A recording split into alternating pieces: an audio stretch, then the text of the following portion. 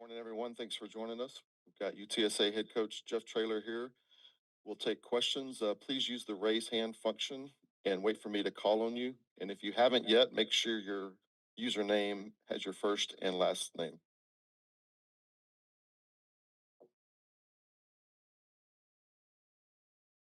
All right, Greg, go ahead and get us started. Jeff, we are now here in game week. How are you feeling overall about the state of this group and your guys' readiness to take the field here in week one? Well, I'm proud of how they worked and how they prepared, and so I'm excited to see what that looks like Saturday. What are the biggest things that jump out about Texas A&M in the scouting that you've done so far?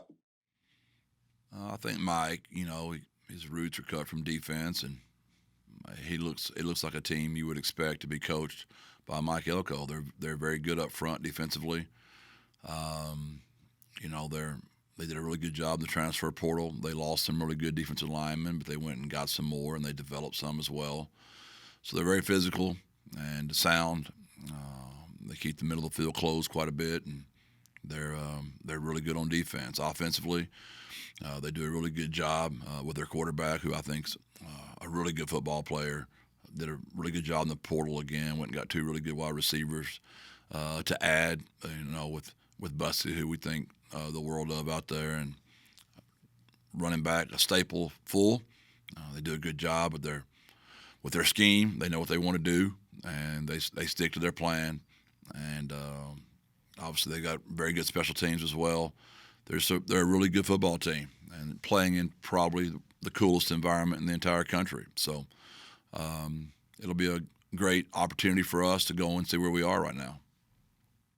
Their offensive line as well is regarded as one of the best in the country. Are there ways that you can game plan and scheme around that, or how difficult is it to attack a unit of that caliber? Yeah, there are things you can do, obviously, but whenever you're borrowing from one thing, you're making yourself short somewhere else. So, yeah, there are things you can do, but when you're that well coached and you know what you want to do, and you're that talented as well, it's formidable at best to ask our guys to hold up. We'll have to do some things to try to overcompensate, obviously, which will make us weaker in other areas.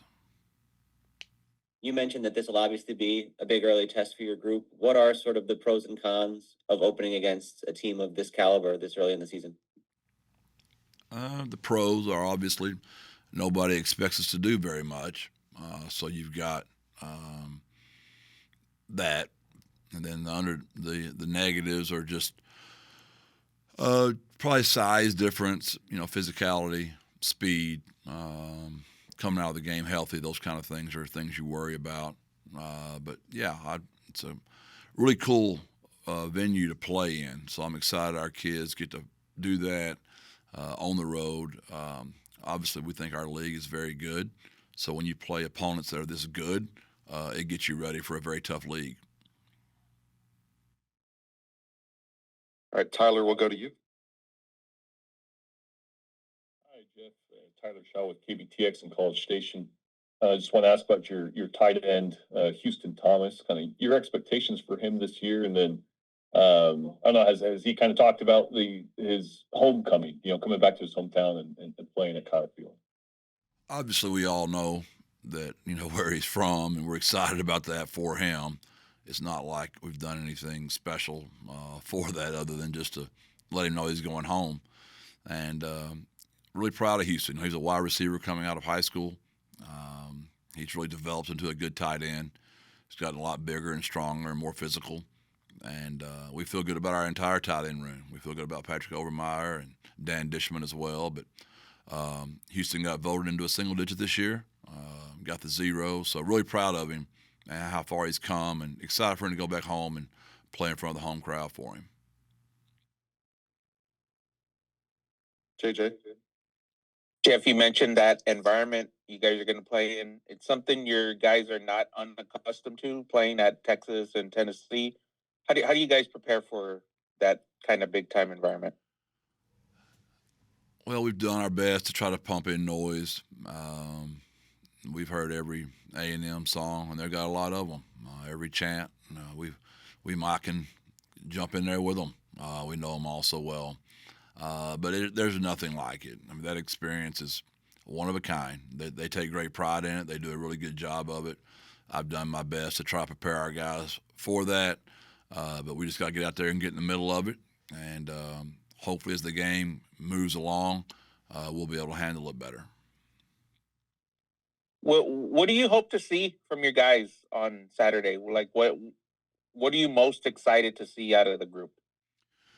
I just want to see where we are. And, you got to play the games. College football is unlike high school. It's unlike the National Football League, where you get, scrimmages in high school. You get preseason games in the NFL. This will be our first time to go do it against somebody other than us since the bowl game. So that's just what I'm excited about, just to see us play somebody else. Can you talk about Owen and kind of compare him to where he was McCown this time last year, and I guess what you hope to see out of him on Saturday? I would think that was the biggest turnaround of our season last year, was just his maturity. It was his first year to start, and about the middle of the road, you could tell he really had the game had slowed down for him. We would like for him to pick up right where he left off. Obviously, we have A&M on the road. That's a little bit different than those last 7 games last year.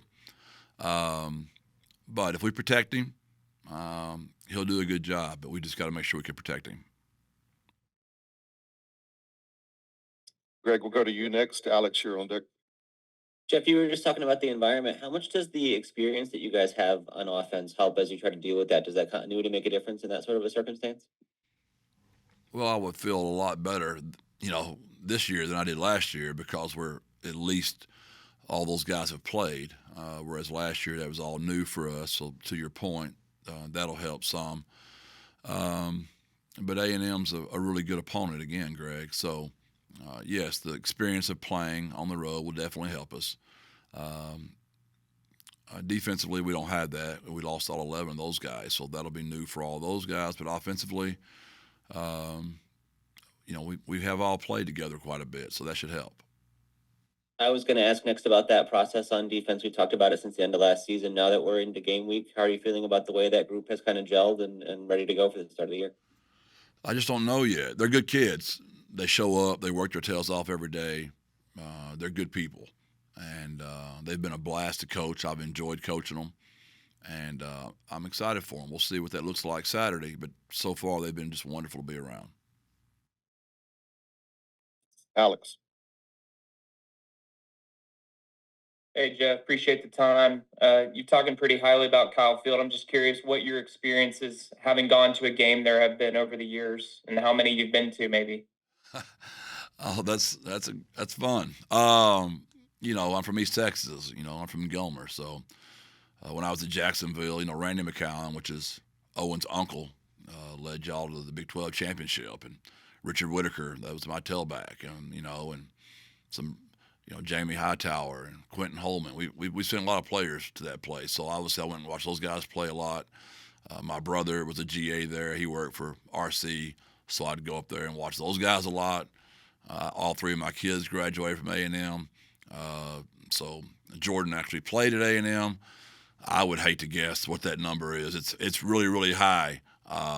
So yeah, the Traylors and A&M, we go back for a long, long time. So much respect for that place.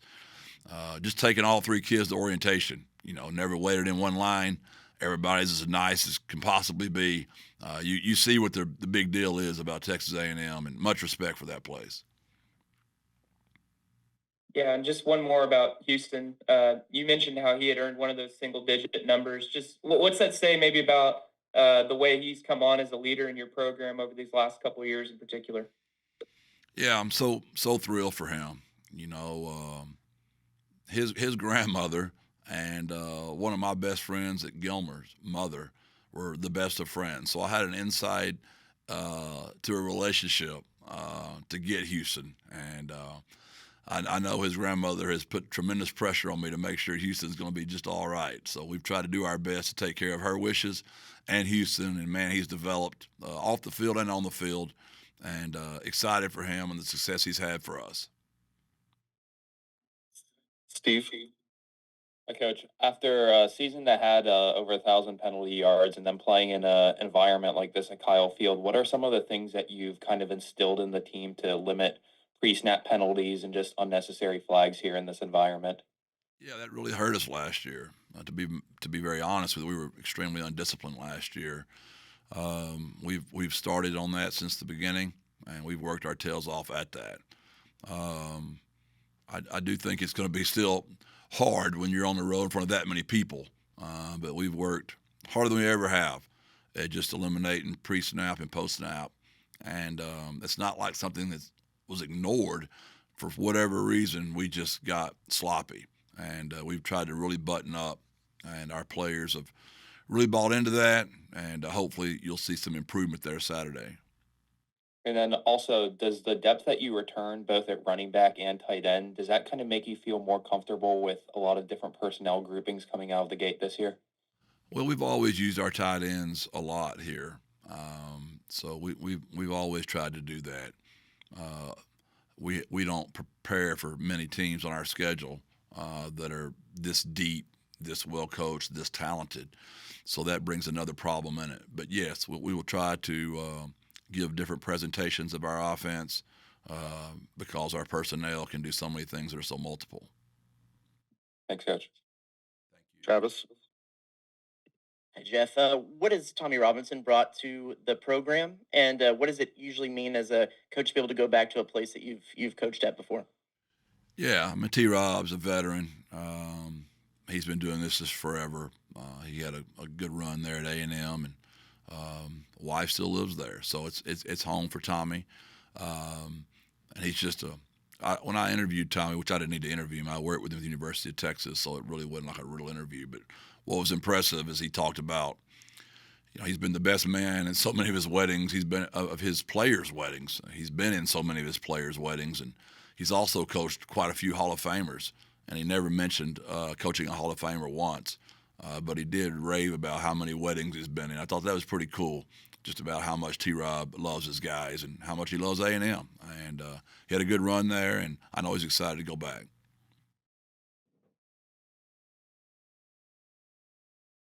Greg? Jeff, you talked about some of your connections to A&M with your family and your kids going there and all those sort of things. Obviously, when that head coaching job there was open a couple years ago, your name was rumored and mentioned in that. Do you reflect on that process and that time at all when you see that name pop up on the schedule this week? No, sir.